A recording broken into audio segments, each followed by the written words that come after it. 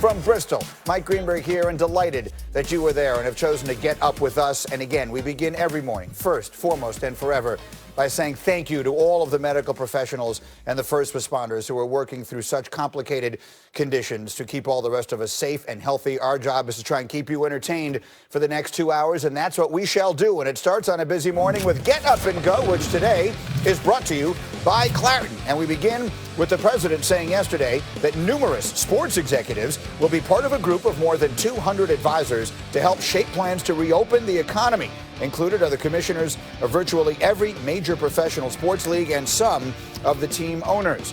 Elsewhere, Dana White is now eyeing May 9th for the UFC's return at a still-to-be-determined location. White told ESPN he is already deep in the process of building out the card despite the recent postponement of UFC 249.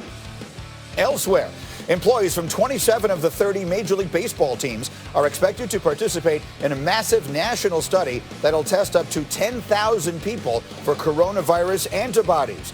And the NHL is extending its self-quarantine recommendation for players, coaches, and staff through April 30th. It is the third time the league has pushed back its timetable since suspending play on March 12th. And the PGA of America is planning on holding the PGA Championship without fans in August. Same time, Golf Digest is reporting the PGA Tour will announce an updated schedule later this week that could resume June 11th. And then to our top story this morning, Dak Prescott still without a long-term contract after being franchise tagged by the Cowboys last month. And the quarterback reportedly will not participate in any of the team's virtual offseason programs without a new deal. Cowboys CEO Stephen Jones was asked about that report yesterday. I'm not necessarily aware of that. He certainly was sent an iPad, and I know he certainly can participate. Every player, for every player, it's voluntary, and in terms of their participation in the virtual meetings. And but I'm not aware and hadn't been made aware of to what degree Dak's participation level would be. All right, let's get a closer look at this. Our insider, Dan Graziano, is up early with us this morning. Dan, what are we hearing regarding Dak's offseason participation? Hey, Greeny, talking to people around this situation, my understanding is that Dak Prescott has no intention of participating in the offseason program absent a new contract. They obviously have been working on a contract extension, haven't gotten there yet, and as you mentioned, the Cowboys franchised him. Until he signs that franchise tender, he's not technically under contract with the Cowboys, so even if it were mandatory, he wouldn't have to participate. And at the bottom of this, it's not. It's voluntary. So we have a situation where if the Cowboys were gathering this week or next week to start their offseason program, then Dak Prescott would not be there.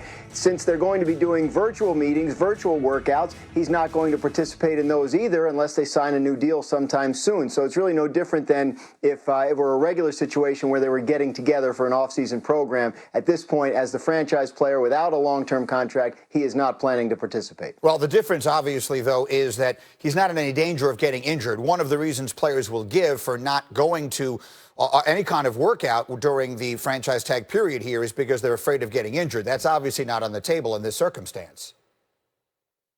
Well, except, I mean, yes, that you could get injured working out at home, which, you know, that's a situation where, you know, the team could elect not to pay you if you worked out at home, so and got hurt, non-football injury, et cetera. So I think we can take this as a statement. I mean, the man wants a long-term deal. They've been working on it for about a year now, and until he gets one, he's going to act like a player that's still looking for a long-term deal. His leverage is to not be there. Absolutely. That's exactly what I meant, really, was just to suggest that there's just no question about this. He's making a statement. I'm not showing up. I'm not doing anything until you show me the money. And if you ask Marcus Spears, as he was fired up on NFL Live talking about this yesterday, he thinks Dak is doing exactly the right thing. Ain't no way in hell I would until I got my money. I talked about it. I talked about this about a month ago. I'm not doing anything. I'm not saying the Dallas Cowboys name until his contract is done. When you feel like you have a value and you feel like you should be paid and you're not, it's the age-old thing that players do in the NFL. They withhold services. They withhold their availability. That's what Dak Prescott is doing. And if I was his agent, I would tell him to do the same damn thing. All right, never one to mince words is Marcus. Never one to mince words either are Dominique Foxworth and Rex Ryan, who join us this morning. And Rex, I want to start with you from a coach's perspective, particularly in Dallas right now where Mike McCarthy is in his first year with the program. What do you think of the way Dak is handling this, and what impact do you think it has?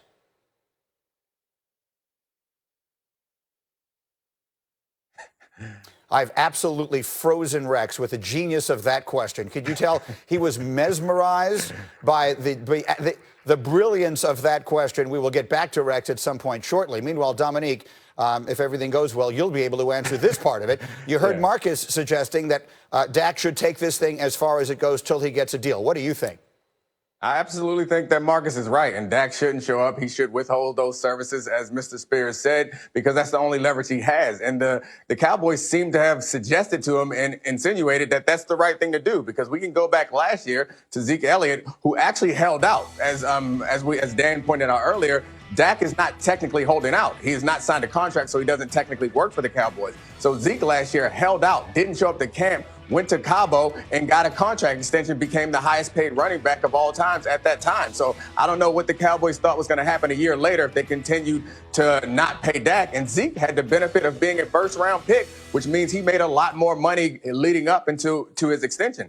Dak didn't have that benefit. He was taken much later and has provided just as much, if not more, production for this team than Zeke Elliott has. So I don't know what they expect him to do. He tried to do it the so-called right way up until now, where he came into camp and he played well. And he thought that they were going to give him an extension, and they haven't. So now he needs to go about it this way, where you just don't show up. And again, he's not breaking any rules. This is not in holdout. He does not work for them. He's waiting for them to give him a contract, and maybe he'll sign the franchise tender at some point. But he shouldn't sign it until the last minute when he has to, because that's what the Cowboys told him to do by the way they treated Zeke last year. I get it. Here's the part of this I'm trying to figure out. The fact that all this is being done virtually, that players aren't there and they're not on the field, does that make the time that he's missing more important or less important than it would be under the circumstances? Honestly, I think it takes a little sting out of Dak not showing up. So the leverage that he has, particularly when they have a new coach, is like, you need your team leader, who is the quarterback, to come in there and help everybody get assimilated with the new coach. They're not changing the offense, so that doesn't matter. But having that quarterback there as that leader matters.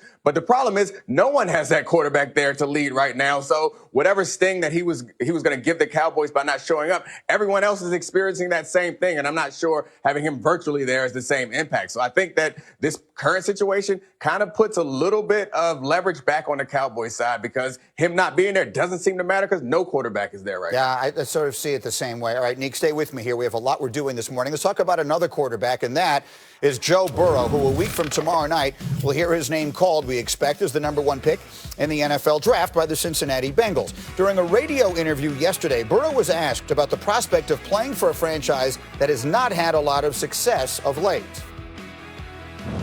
The draft is funny because you don't have, not a lot of professions pick you. So, whatever team I go to, it's going to be a challenge to begin, and I'm going to have to, persevere through it. And just like I've done in the past, you might have a really good first year, you might have a really bad first year. You don't really know, especially without OTAs this year, and you're going to have less time with your team. So there's going to be ups and downs for sure. You're just going to have to battle through it. All right, so Laura Rutledge is up with us early this morning. And Laura, obviously you've covered Joe Burrow as closely as anybody has, and you know him well. He had nothing but success a year ago, and now he's going to a situation where no matter how good he is, there will be struggles. How confident are you that he has what it takes mentally to deal with whatever it is that might come next? Well, Greeny, we're not even talking about Joe Burrow right now unless he was able to work through challenges the way that he has so far in his career. A lot of people forget because they just think about the success of Burrow from last season. This guy came from Ohio State, where he lost a quarterback battle to Dwayne Haskins. He was close to winning it. Unfortunately, had an injury and then was out of the mix, out of the running. Very frustrating for him, and then could never really climb back into the mix there at Ohio State. So he transfers to LSU, which is first year at LSU, wasn't all smooth sailing. People didn't think that he was this next coming of finally the quarterback that they've been waiting for in Baton Rouge. And by the way, LSU locker rooms have eaten quarterbacks alive for years. So it wasn't necessarily an easy situation to come into. I think when you think about Joe Burrow and the adversity he's already worked through, he's a guy that no matter what comes his way, he's always betting on himself. And it helps to have people around him believe in him, but he always believed that he could have success no matter what it was. And I think that translates well to the next level. One final point on this. Every time Joe Burrow would have an interview after a game, after a big win last season, you might have noticed he would stand at the center of the field and take a deep breath, almost look around, survey what had just happened. I was standing next to him a couple of those times. And once I asked him about what that was, he said it's just being thankful for it, also knowing that it took a lot of work to get to that point. All right, it's an interesting thought. I tend to agree with you, and I want to bring Nika into the conversation here as well. I agree with everything you just said. The flip side of it would be, because we know how the college coaches feel about this transfer portal, that when he didn't win the starting job at Ohio State, he transferred. Rather than staying there and sort of sticking out a bad situation, he chose to go somewhere else. That's what some might say in response to what you just said. Laura, quickly, how would you respond to that? Yeah, what I would say is that he wasn't going to play quarterback at Ohio State. So he had to do what was best for him, for his future. And it worked out in a great way. So I don't have any criticism toward him for doing that. And I think, too, we're going to just see more and more of that. It's the new age of college football. Yeah, I agree with that. But I'm sure there are people who would think the other way. Nick, I mean, as I come to you here, you know, we keep talking about Cincinnati as though it is sort of the NFL version of Siberia. The reality is, if you look at the numbers over the last 10 or so years, they aren't as bad as that perception would seem. How far away do you think they are, if Burrow turns out to be good, from becoming a good team? Well, I mean, I think they have a lot of really talented weapons on that team. The offensive line isn't great, which could be an issue. But if they get a healthy A.J. Green back, they have Mixon and John Ross, a speedster who I really like, and Tyler Boyd, a really effective receiver. That's a good group to throw to. And that defense needs some help maybe in the back end. But they got Geno Atkins. They just signed DJ Reader. And they got Carlos Dunlap coming off the edge. That team has some talent in some key positions. And we're not exactly sure what they have in their coaching staff just yet. But if that coaching staff can put together a scheme, they could be on the rise pretty quickly. They could add a few wins, and I think you can look back over history, and sometimes all you need is just the